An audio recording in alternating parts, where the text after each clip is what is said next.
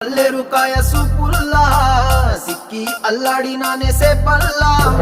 పసిడి పచ్చాని అరసేతుల్లా ధార పోస్తా ప్రాణాలు తానే అడగాల